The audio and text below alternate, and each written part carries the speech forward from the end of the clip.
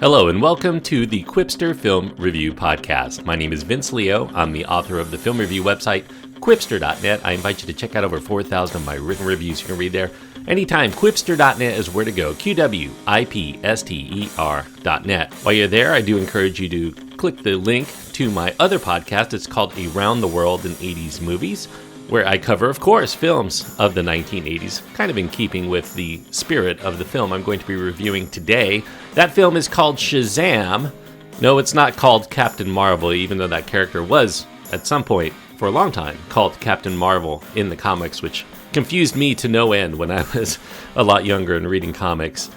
It's a PG-13 rated film. It does have intense sequences of action, language, and suggestive material. The runtime is quite a sizable 2 hours and 12 minutes. Zachary Levi is the main star. Mark Strong, Asher Angel, Jack Dylan Grazer, Jaimin Hansu, and quite a few others are in the film as well. The director is David S. Sandberg, and the screenplay credited to Henry Gayden.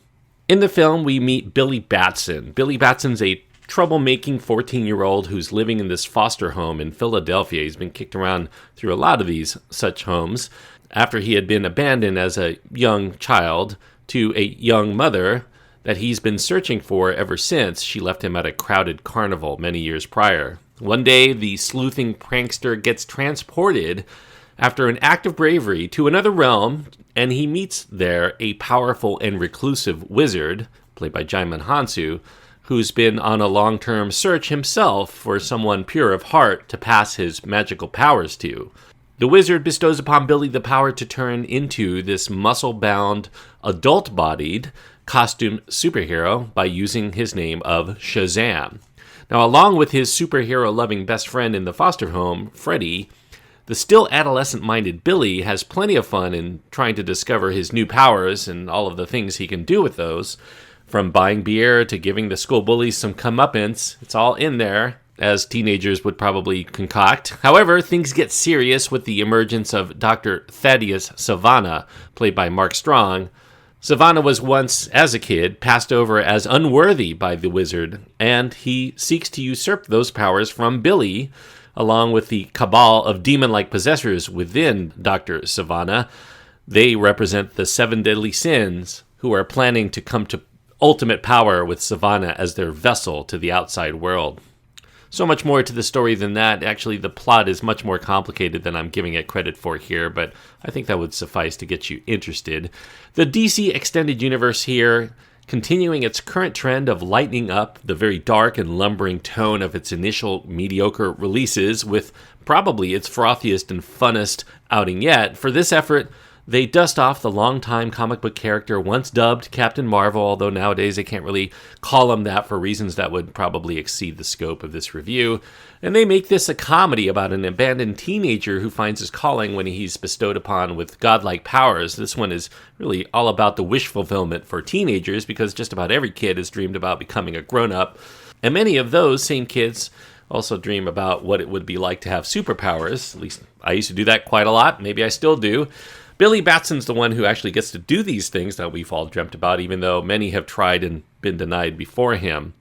Now, Shazam is directed by David F. Sandberg. Sandberg gives this film a lot of energy, and it's a real concerted effort to try to be playfully irreverent with this material. He's unconcerned, even though there are references to Superman and Batman existing elsewhere in the world, about striking the same tone as those prior DCEU films, and I think that that's something that the MCU, the Marvel Cinematic Universe, had greatly benefited from throughout their 20-plus entries. Every one of the different entities within the Marvel Cinematic Universe, their solo films, are different in tone to what the other films are doing, so we appreciate the variety here. I think in particular, if you were going to look for a film to which to compare Shazam to in terms of its tone and its attitude, is on the Marvel side, Spider-Man Homecoming is the one that this one reminds me most of. In fact, the animated beginning of the end credits playing out to a Ramones classic feels very much like it's directly lifting from that film in terms of what it's trying to achieve. And it feels like the kind of superhero flick in tone still with something that would have come out in the 1980s. And that's something that Spider-Man Homecoming shares. You have a mix of the movie called Big, in which a boy becomes a man even though he retains the mindset of a boy. There's a nod to that film in Shazam. He runs over a giant floor keyboard in a toy store.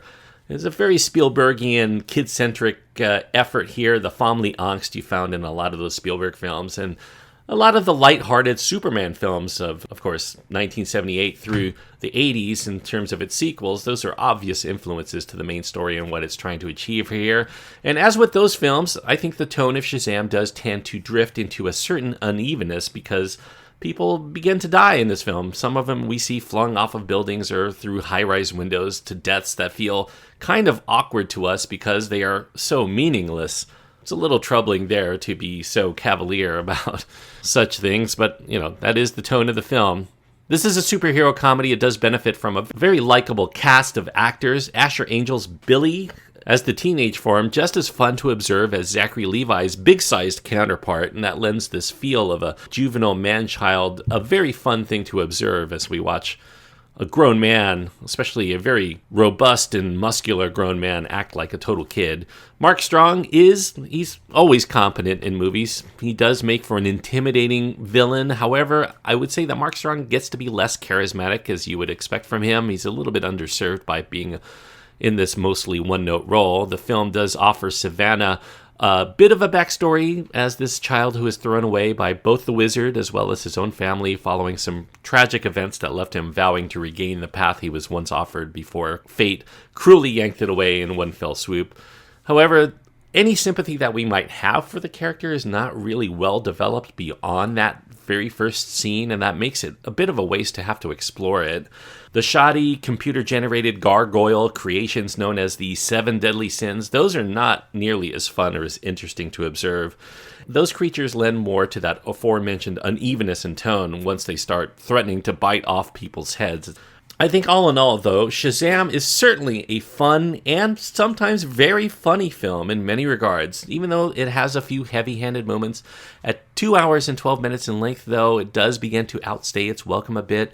It stretches a very thin premise well beyond, I think, what is necessary to tell its story. And that length is especially felt once we get into this third act, and much of the sense of logic is jettisoned in favor of a lot of CG spectacle and reducing the special qualities of becoming a hero by letting just about everyone not only take part, but they're already skilled enough to go mano a mano with powerful godlike demons who've been honing their skills since time immemorial. I mean, it just doesn't make sense at all once you get to that point. But this is the kind of movie where you go into it expecting to have a good time and not care about whether it's all going to make sense or really adhere to any form of real-world reflection. I mean, it's not a very deep film at all.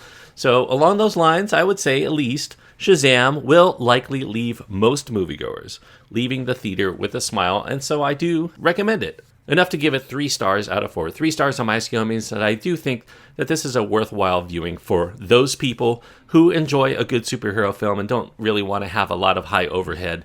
I mean, if you compare it to some of those early DCEU, very heavy-handed films, this is a breath of fresh air. And for that, at least, it's a step in the right direction for the franchise. Thanks everyone for listening. I hope that you enjoyed this review. If you have your own thoughts on Shazam, you can find my contact information at my website. You can also leave a comment under my written review, because my website does allow comments now under the reviews. Go to quipster.net, QWIPSTER.net.